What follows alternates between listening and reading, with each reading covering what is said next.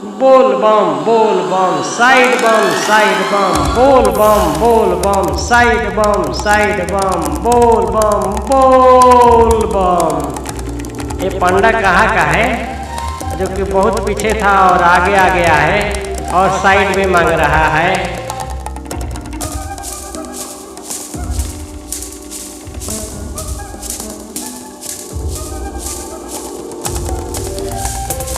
ये है पंडा बिहार के, ये है पंडा बिहार के, ये है पंडा बिहार के, ये है पंडा बिहार के।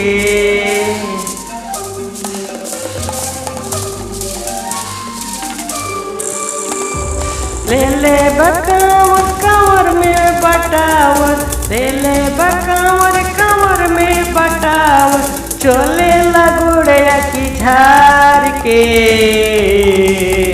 यह पंडा बिहार के, यह पंडा बिहार के, यह पंडा बिहार के, यह पंडा बिहार के।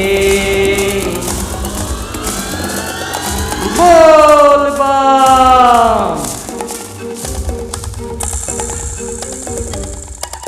साइड बम साइड बम बोल बम। ले ले बकावर लगैले बटाव, चले लगोड़े की झार के। इहा पंडा बिहार के, इहा पंडा बिहार के। देखते रहिए BMB म्यूजिक।